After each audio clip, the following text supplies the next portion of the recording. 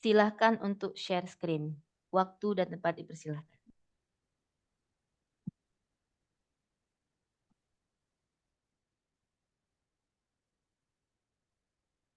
Apakah terlihat yang saya share screen? Terlihat, Bu. Oke, siap. Mulai ya, Bu. Baiklah. Mohon izin Pak Ilian. Assalamualaikum warahmatullahi wabarakatuh. Waalaikumsalam warahmatullahi wabarakatuh. Baiklah, hari ini kita bertemu kembali dengan saya di mata kuliah keperawatan kritis. Dengan saya, Gita Mayasari. Pertemuan-pertemuan sebelumnya kita sudah melakukan perkuliahan ya Bapak Ibu. Jadi sebelum ke praktikum dengan saya akan memberikan materi mengenai RJP terlebih dahulu. Nah, untuk keperawatan kritis itu sendiri mungkin jika mendengar yang kritis-kritis yang sudah biasanya terbayang itu sudah mendekati ajal atau sudah mendekati kematian. Jadi apabila ada tindakan yang tepat, maka biasanya akan tertolongkan. Nah, sebelum kita memulai perkuliahan kita pada hari ini, saya akan memulai dengan doa terlebih dahulu. Baiklah, jika Komti bisa dibantu untuk memulai pembukaan doanya, disilakan. Ya, sudah. Doa selesai ya. Untuk kehadirannya, apakah sudah hadir semua? Ya, Pak Udi sudah ada ya. Pak Arifatur sudah. Sepertinya sudah hadir semua. Baiklah. Ini di layar sudah saya tampilkan bahwa hari ini kita akan melakukan perkuliahan atau materi yang akan saya berikan itu mengenai CPR. Cardiopulmonary resuscitation, yaitu atau resusitasi jantung dan paru. Nah, untuk sebelum saya masuk materi ya, kita masuk ke sini dulu.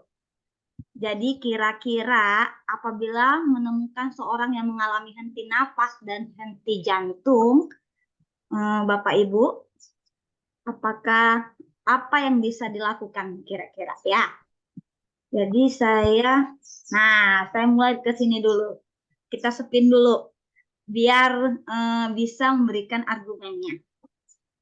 Maaf sebelumnya. Kita ke ini dulu. Oke.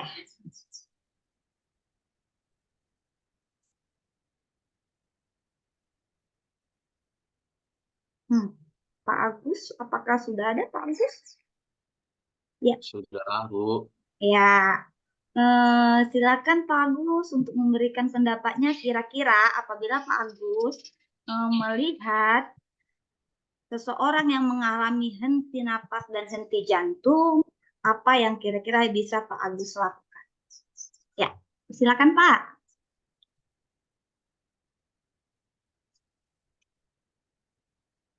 Oke, ditolong dipinggirkan terlebih dahulu. Oke.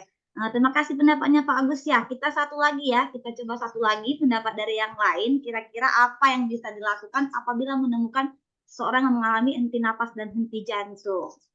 Oke, satu lagi ya. Kita coba.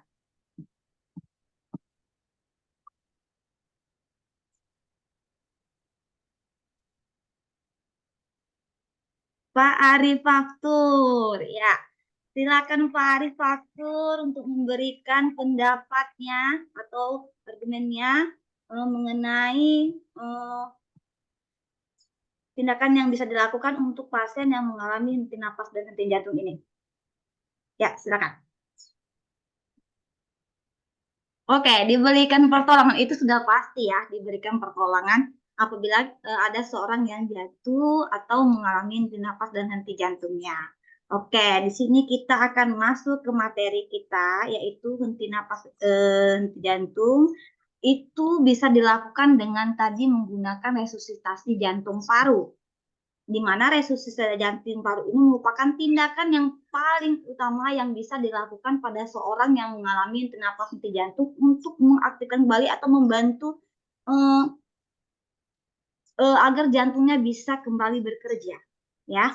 Nah, untuk melakukan hal tersebut, di sini ada beberapa cara atau langkah yang bisa dilakukan menurut AHA mengenai CPR itu. Ada 5. Kira-kira ada yang bisa memberikan pendapat langkah pertama yang bisa dilakukan itu apa ya? Oke, tadi kita sudah di ini. Saya akan masuk ke langkah pertama. Langkah pertama itu danger, di mana seseorang sebelum melakukan tindakan ini, maka kita diharuskan untuk keselamatan diri penolong itu sendiri. Itu yang pertama ya, Bapak Ibu ya. Jadi yang kedua baru kita untuk pasiennya dan lingkungan. Jangan sampai kita memberikan pertolongan masih di tengah jalan sehingga akan terancam nyawa kita. Itu yang pertama. Yang kedua yaitu respon. Sebelum kita melakukan CPR itu, kita harus mengecek respon terlebih dahulu pasiennya. Apa yang bisa dilakukan dengan memanggil, Pak, begini, seperti ini ya. Seperti yang dilakukan oleh Bapak sebelah ini. Nah, baru kita memerlukan bantuan yang lain atau support, bisa membantu tenaga kesehatan. Itu untuk yang kedua. Yang ketiga, setelah kita cek udah aman bagi kita, sudah aman bagi pasiennya, lingkungannya, maka kita akan melakukan tindakan resusitasi jantung parunya. Yang pertama kita cek nadi dulu. Nadi karotis itu di sini ya Pak ya, Bapak Ibu, di sini. Jadi nadi karotis itu di sini. Kita cek terlebih dahulu menggunakan 2 jari, ada atau tidak nadinya. Jika tidak ada, kita dengarkan nafasnya. Pada napas ini yang perlu dilakukan itu look, listen, feel. Mohon maaf, dia tergeser. Look, listen, feel itu lihat, dengarkan dan rasakan itu hembusan napasnya seperti yang dilakukan pada ibu ini pada gambar. Oke. Berapa kali dilakukan untuk resusitasi jantung paru ini? 30/2. Kita melakukan resusitasi seperti yang ini itu 30 kali, sedangkan kita beri bantuan napas sebanyak 2 kali. Gitu. Nah, sebelum memberikan bantuan napas, itu biasanya korban dibebaskan jalan napasnya terlebih dahulu, supaya kita bisa memberikan bantuan napas seperti oksigen atau untuk menambah oksigennya menggunakan alat ini, teman-teman. Nah, itu kita bersihkan napasnya terlebih dulu. Ada 2 teknik. Teknik yang pertama itu head till chin lead. Head till chin lead ini bisa dilakukan pada seseorang yang tidak dicurigai fraktur cervical, fraktur pada rehelnya, atau korban yang bukan pada kecelakaan. Jatuh pingsan saja.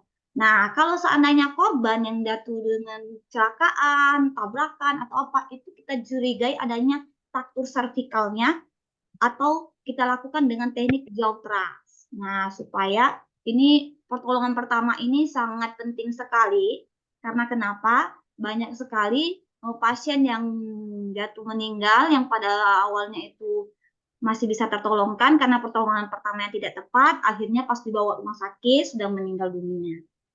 Nah, setelah dibebaskan baru kita lakukan breathing atau memberikan bantuan nafas selama 6 menit dengan 10 kali ini. Dengan 2 kali tadi itu 6 sampai 10 menit. Ada 3 teknik di sini. Bisa mouth to mouth, tapi harus hati-hati kalau mouth to mouth, karena kenapa? Banyak sekali kita tidak mengetahui apakah korban tersebut ada penyakit menular berbahaya. Yang biasa dilakukan yaitu mouth to mouth atau menggunakan bagging, alat untuk memberikan napas ini seperti pada gambar sebelah kanan ini. Nah, ini sudah pada masuk tahap yang terakhir, pada tahap 5 untuk materi kita. Oke, simpulannya ya. Jadi apabila kita menemukan seseorang yang mengalami henti napas dan henti jantung, maka kita cek tadi ya, kita cek terlebih dahulu apa yang bisa kita lakukan, cek napas dan cek nadi. Jika tidak ada nadi dan tidak ada napas, maka kita lakukan CPR. compression jantung parunya dengan perbandingan 30/2. Nah, sedangkan untuk jika ada napas tidak ada nadi, compression only. Ya. Terus hanya ini aja, hanya melakukan pompa jantung aja rasanya. Sedangkan kalau seandainya napasnya ada, nadinya tidak ada, kita berikan bantuan ventilasi. Ventilasi tadi bisa melakukan bagging, alat pernapasan, atau mut-mut jika tidak dicurigai adanya pasiennya penyakit menular. Nah, itu untuk materi ini. Jadi, kira-kira ada yang mau ditanyakan? Untuk materi ini nanti kita bertemunya realnya di praktikum. Di praktikum nanti mahasiswa benar-benar melakukan tahap by step. Nanti kita ada ujian OSPA-nya. Dan SOP-nya akan diberikan. Ini untuk pemahaman dasar aja sebelum benar-benar real dilakukan. Oke, kalau ada yang mau ditanyakan silakan. Saya mau memberikan pertanyaan, boleh? Ya, kepada mahasiswa. Oke, biar tidak tunjuk-tunjuk nama atau pilih-pilih kasih, kita undi aja seperti tadi. Biar bisa memberikan pendapatnya. Apakah saudara-saudara sekalian sudah mengerti apa belum sih dengan apa yang saya sampaikan? Ya. Oke, mulai ya.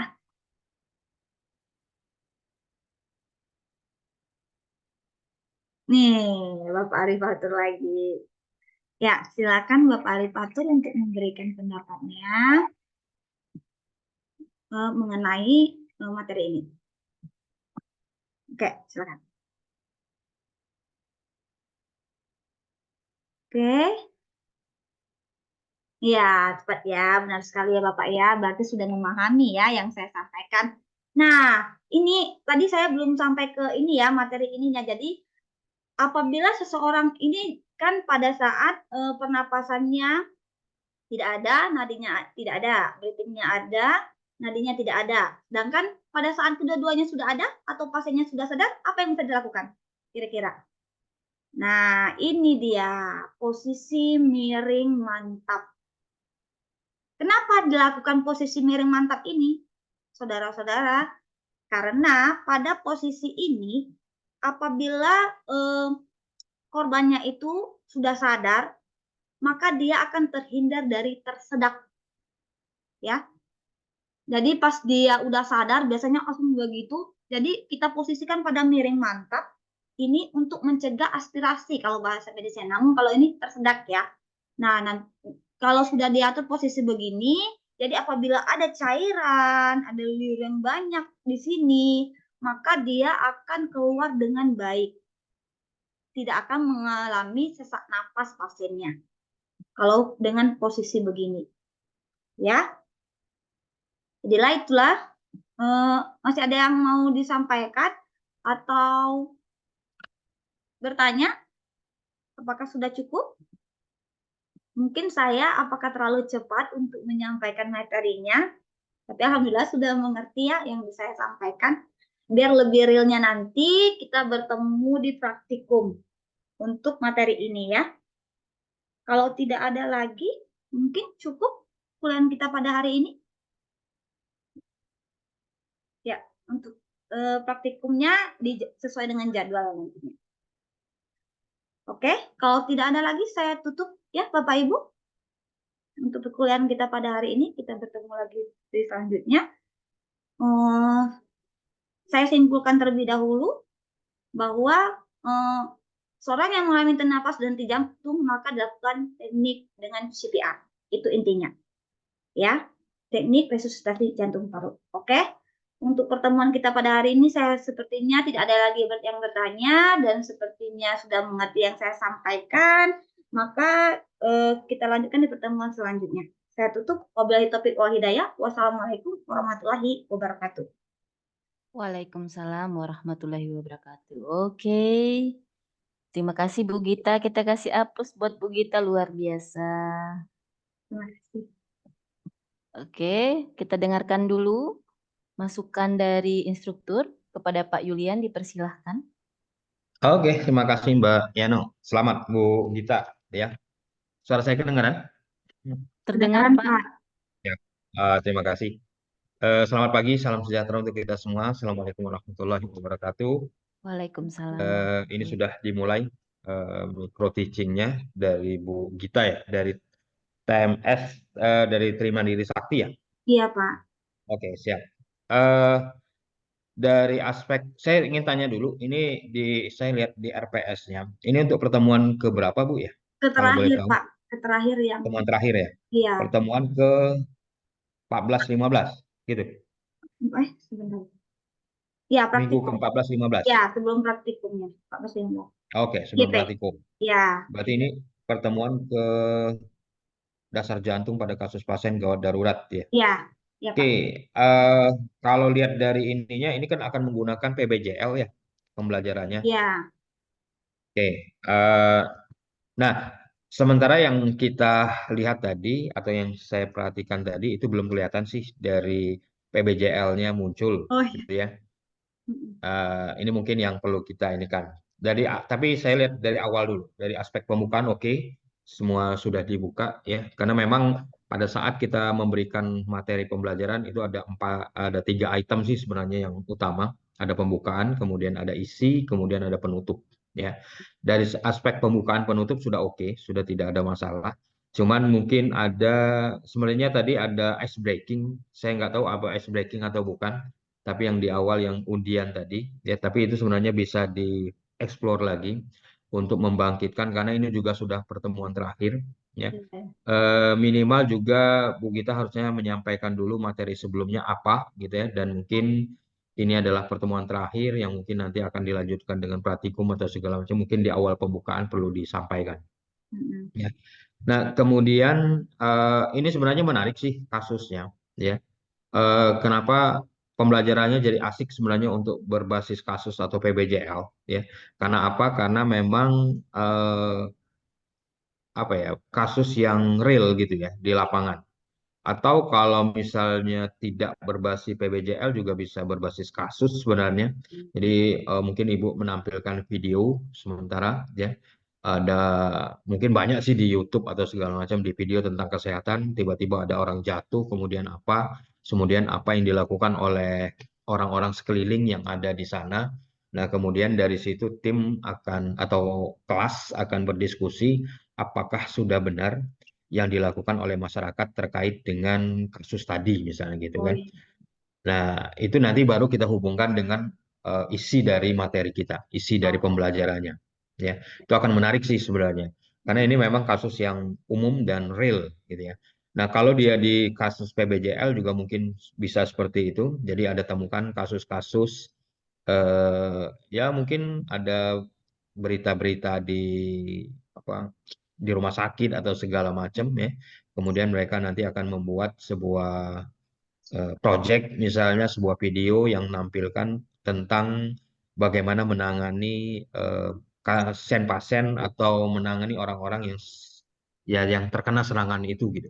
Ya, baik, itu Pak. mungkin bisa juga secara simulasi tapi ya bukan secara ini real. Karena susah juga kita untuk mencari orang yang benar-benar mengalami hal yang sama di dalam tempo waktu yang kita Iya, tentukan mungkin gitu ya.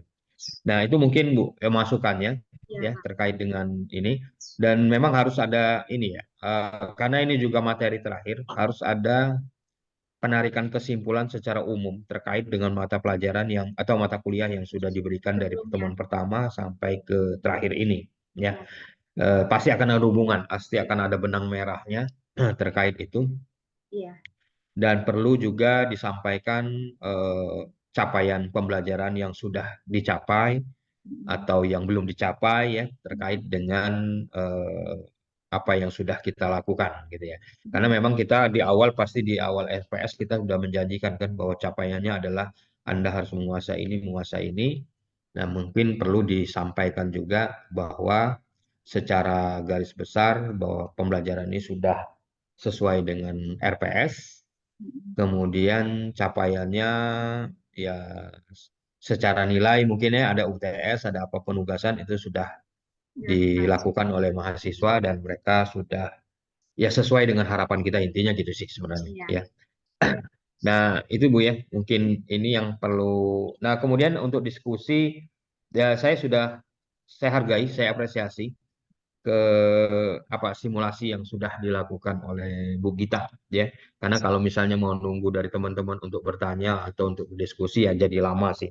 Dan kadang-kadang ada juga yang memaksakan diri harus teman-temannya harus bertanya, tapi itu agak sulit. Tapi kecuali kalau sudah dikondisikan ya. Baik. Kalau sudah dikondisikan di awal, nanti tolong semuanya nanya atau apa segala macam terkait apapun ini mungkin bisa ya. Tetapi kalau ini pertama dan ini tampilan pertama, kemungkinan besar ya saya hargai untuk simulasinya. Tapi itu tadi memang ya mungkin teman-teman juga yang lain juga bisa berpartisipasi membantu Bu Gita gitu ya intinya. Sehingga nanti suasana pembelajaran jadi hidup gitu. Tapi mungkin ini belum ini tadi. Oke, mungkin itu Mbak Yano terkait dengan pembelajaran atau micro teaching yang sudah dilakukan oleh Mbak Bu Gita ya.